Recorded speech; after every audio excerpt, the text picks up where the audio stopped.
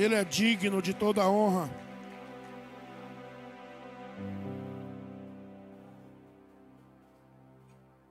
Toda a glória e toda a adoração. Aleluia. Provérbios,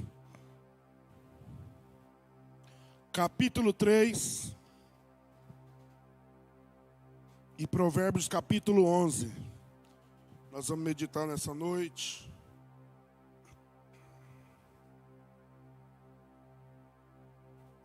Aleluia. Provérbios 3, versículo 9 e 10 diz assim: honra ao Senhor com os teus bens e com as primícias de todos os teus rendimentos, e se encherão com fartura os teus celeiros, assim como transbordarão de vinho. Aleluia. Provérbios 11, 24 e 25 diz assim: quem dá com generosidade vê suas riquezas se multiplicarem. O generoso sempre prosperará. Quem oferece ajuda ao necessitado, conforto receberá. Podeis assentar, glorificando e exaltando o nome do Senhor.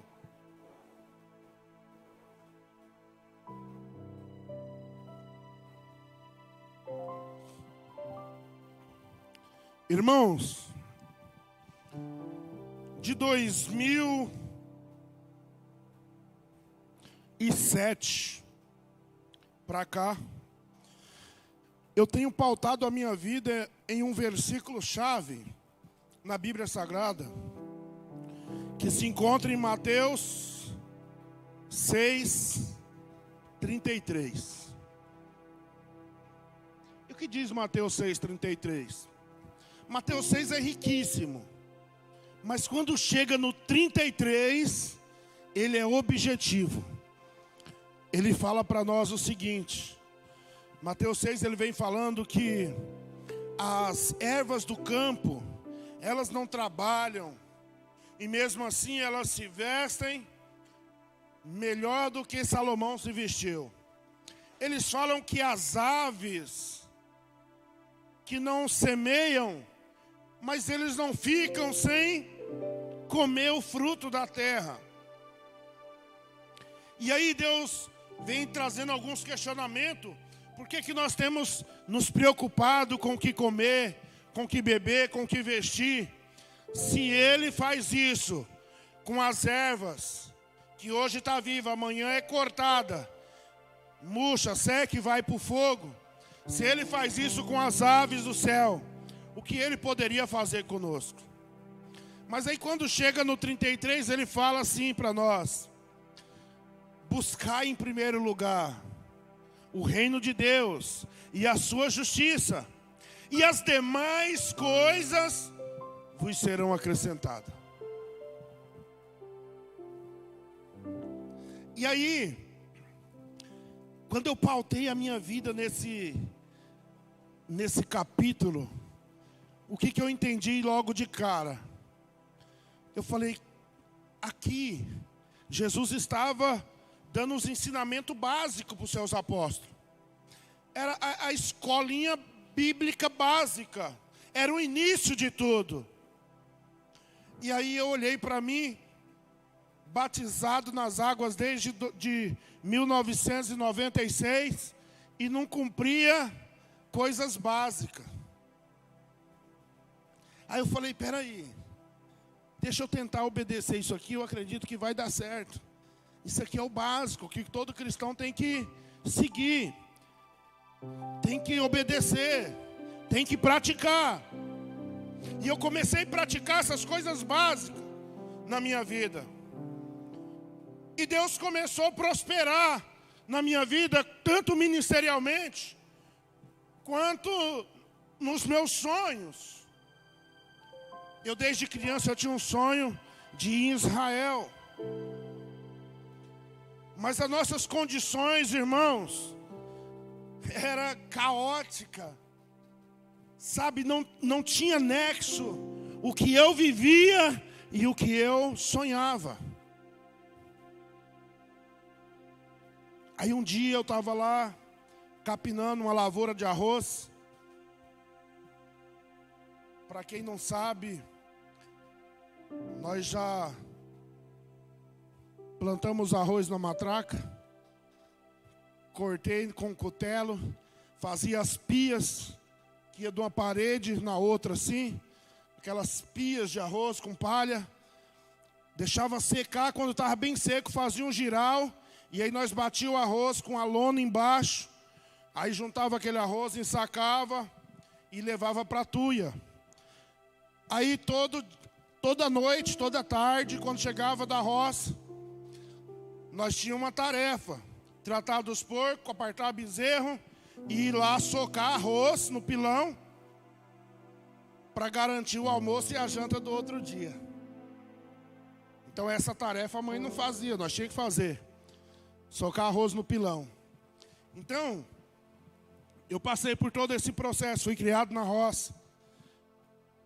E aí eu estava lá na roça, capinando e sonhando.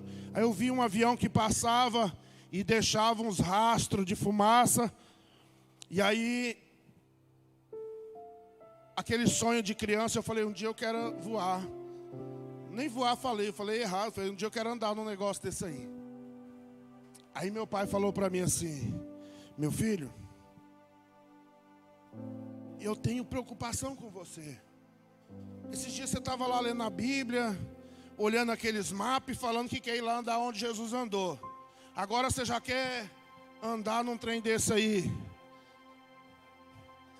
Ei, você tem que entender, a sua realidade é isso. E eu tenho preocupação porque você não tem condições para isso. Daqui a pouco você vai crescer, vai querer roubar para poder chegar onde você... Ei, a sua realidade é essa. Mas depois que eu vim para a capital, eu comecei a enveredar por alguns cursos, por alguns livros, e eu aprendi que a minha realidade, ela não interfere no meu futuro. Aleluia. O que decide o meu futuro é a decisão que eu tomo hoje. Não tem nada a ver com o meu passado e nem com o meu presente. Tem a ver com aquilo que eu decido. E aí eu já tinha decidido cumprir Mateus 6. E Deus começou a abrir as portas. Aí um dia eu era vendedor de alho e mandioca aqui na cidade. E eu peguei e fiz alguns currículos, sem muitas experiências, e mandei numa empresa. Eu falei assim, cara, toda vida eu falo que eu quero voar. Eu vou levar uns currículos lá na TAM Linhas Aéreas, era a maior empresa de aviação da época. Mas o meu currículo, irmão, dava até vergonha de ler aquilo, não tinha experiência nenhuma com nada. E eu levei, e eu fui chamado. Isso foi 2010, 2009 para 2010. E aí, entre toda aquela galera que estava ali, confundiram os currículos lá e eu passei. Eu prefiro acreditar assim, irmão, porque de mim mesmo eu não tinha capacidade curricular para estar lá. Porque tinha outros melhores que eu, com mais experiência, mas eu estava lá. Trabalhei feliz da vida. Primeiro, para trabalhar, você já tem que ir várias vezes em São Paulo de avião, né? Aí, nas minhas férias, eu fui para Recife com a minha esposa. E aí, quem trabalha na aviação sabe, tem o stand-by, você tem que ter lugar para ir. Aí, eu ia ficar lá na frente, ela ia ficar lá atrás. E nós precisamos ser ousados, irmão. Não, nós já temos. Em qualquer circunstâncias, eu trabalho com vendas. Então eu já saio de casa falando, eu tenho muitos nãos, mas eu vou em busca de muitos sims. Você entende como que funciona? A minha cabeça não se prende nos nãos, a minha mente busca os sims. E eu cheguei na aeromoça e falei, eu gostaria de falar com o comandante. Ela olhou para mim, viu o crachá, chamou ele. Ele falou, pois não? Eu falei, eu sou funcionário da TAM e eu tenho um sonho. Eu queria ir na cabine com vocês aí para São Paulo. Ele falou, rapaz, pode vir. Já pediu um almoço para mim lá e eu na cabine. Daqui até São Paulo, até Guarulhos. Sonho realizado, irmãos.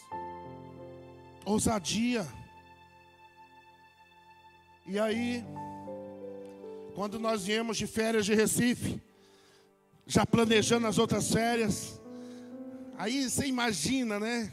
Como que já estava a cabeça. Nisso eu era presbítero nessa igreja. E eu estava envolvido em alguns ministérios da igreja.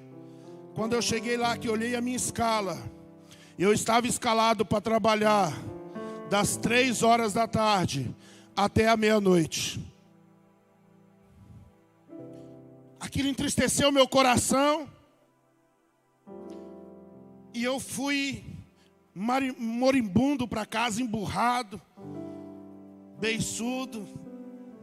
Aí cheguei em casa, falei com a minha esposa, olha, se você concordar com o que eu estou querendo fazer aqui, porque nós somos casados, vai interferir na nossa vida econômica. Ela falou, mas o quê? Eu falei, eu vou lá conversar com o meu encarregado, e eu já conheço a peça. Pode ser que ele não queira me trocar de horário, mas a minha decisão é não trabalhar nesse horário, porque esse horário eu separei para fazer algo no reino de Deus. E aí ela falou, está concordado. E eu fui lá, irmãos, coração acelerado, querendo ouvir um sim do encarregado. E ele falou, não, a empresa precisa de você nesse horário. Aí eu falei, cara, mas pode me colocar da meia-noite às 7 da manhã, eu não tenho problema em trabalhar à noite, mas eu sou presbítero na igreja. Ele falou, a empresa em primeiro lugar. Eu falei, nunca. Eu falei, nunca. Ei, nunca vai ser primeiro lugar. Aí ele falou, olha, mas o que nós precisamos de você é isso. Eu falei, então, já considera que eu estou fora. Vou pedir conta. Segunda-feira. Ele falou, cara, você é um cara inteligente, você não vai fazer isso. Ele falou, olha, você está 1 ano aqui na companhia, 1 ano e pouquinho, e você já faz fechamento de voo, coisas que os outros que têm 6, 7 anos nunca fizeram, nunca nem tentaram. Você já está um degrau acima. Se eu fosse você, eu repensava. Eu falei, não, pode considerar. Aí ele falou, vai fazer o seguinte, você está com a cabeça meio quente, vamos desconsiderar que nós tivemos essa conversa. E segunda-feira eu te espero para trabalhar. Segunda-feira eu cheguei cedo, e quando ele me viu, até virou a cara para outro rumo. Fui direto lá no RH, pedi a minha conta, e o Senhor me honrou. Nós estávamos mudando daqui para lá, da Arthur Bernardes para Couto. Eu peguei 5 meses de seguro-desemprego. Dos 5 meses eu falei pro apóstolo, olha, eu vou ofertar 3 meses trabalhando 100% na obra, e depois eu vou procurar outro emprego. Mas aí a reforma demorou um pouquinho, eu trabalhei 4 meses. E um dia eu cheguei na sala dele, com o currículo na mão, e falei, ora por mim que eu vou procurar emprego agora. A igreja já estava tudo pronta, já estávamos congregando. Ele orou naqueles currículos e eu distribuí. E a minha mãe estava em casa, e você sabe como é mãe, a preocupação de ver um filho desempregado há 4 meses. E aí uma empresa interessou muito pelo meu currículo, mas não era muito do meu interesse, porque era uma empresa frigorífica, eu teria que acordar de madrugada, ir longe e ganhar pouco. Tinha alguns benefícios até bons, mas era pouco o salário. Aí quando eu cheguei, que a minha mãe ficou sabendo, eu estava em casa. Aí eu falei, não, mas eu não estou feliz não, porque não é isso que Deus tem para mim. Ela falou, não, meu filho, encara com qualquer coisa aí, vai lá. Você não pode ficar parado. Eu falei, não, mas eu não quero esse serviço. Irmãos, eu ia lá na segunda-feira, no sábado, uma empresa me ligou. E eu fui lá fazer entrevista. Aí o diácono Júnior trabalhava lá nessa empresa. E lá nessa empresa eu estava ganhando quase 2 vezes o que eu ganhava na TAM. Olha como é maravilhoso ser fiel a Deus. E aí um dia, lá na Couto Magalhães, veio uma palavra que Deus ia me prosperar muito, para mim ser um mantenedor da obra dele. E eu acreditei nessa palavra, mas agi de forma errada. Eu deixei a prioridade, eu deixei Mateus 6, e eu agora fui correr atrás com as minhas próprias forças. E correr atrás com a minha própria força, irmãos, foram 4 para 5 anos de luta, de guerra, de fundo de poço, até eu entender que quando Deus quer fazer, o homem não precisa interferir. E aí eu voltei à essência de Mateus 6. Passamos quase 1 ano de muita guerra, de muita tribulação, de muitas propostas, sempre me levando para longe. Sempre me levando para longe do reino. E eu recusando.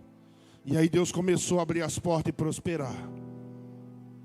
E aí eu quero dizer para você, nesses 4 anos que eu fiquei afastado do reino, eu mergulhei em um processo de desenvolvimento pessoal, aonde nós participamos de palestra com muitos palestrantes, até mesmo internacional, Tony Robbins, o pastor lá dos Estados Unidos, o John,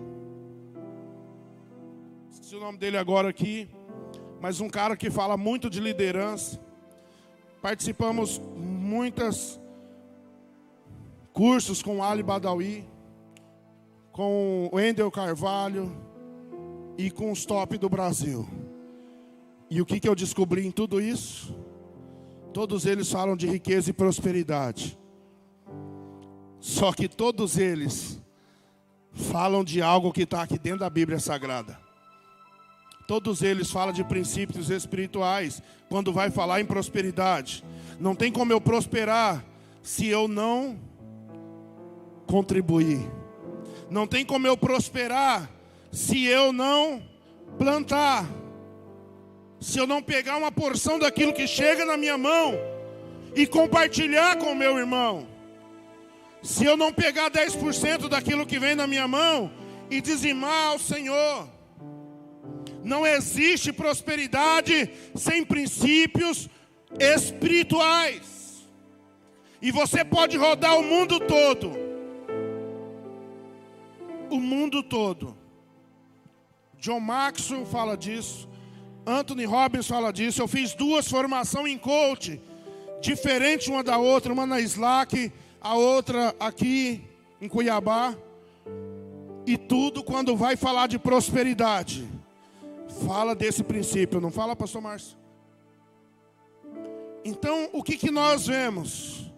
Às vezes os ímpios estão prosperando e a igreja está cavucando. Mas por que, pastor Hércules? Porque os ímpios entenderam os princípios e os filhos não entenderam.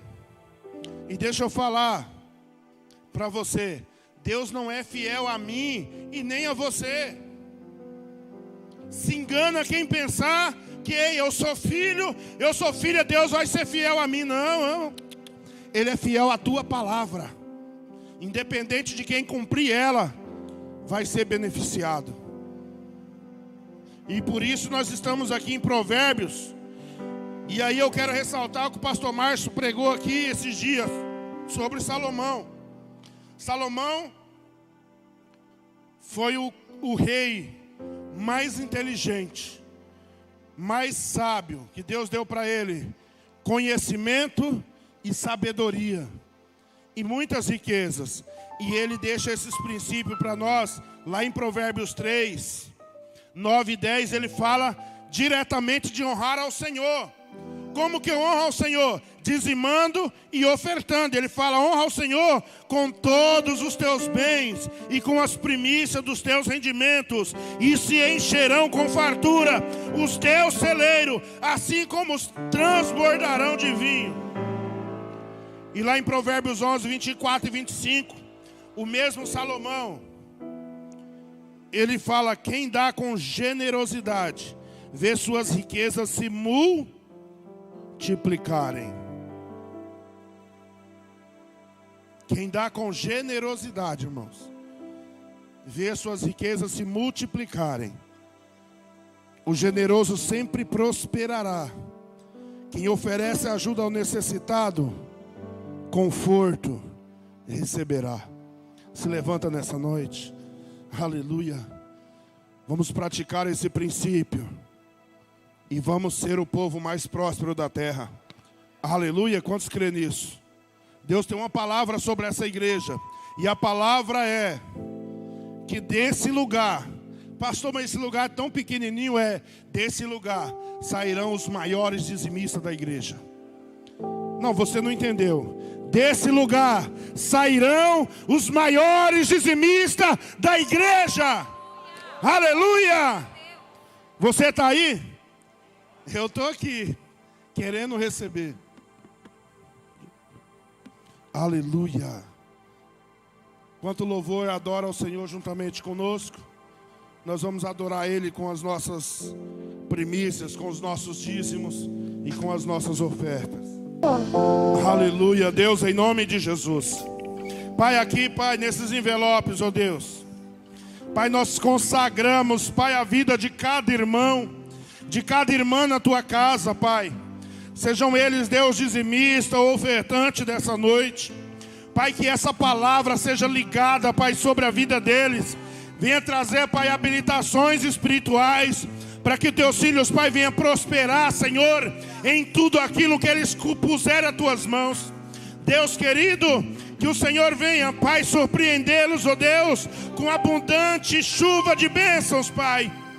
Pai, em todas as áreas da vida do Teu povo.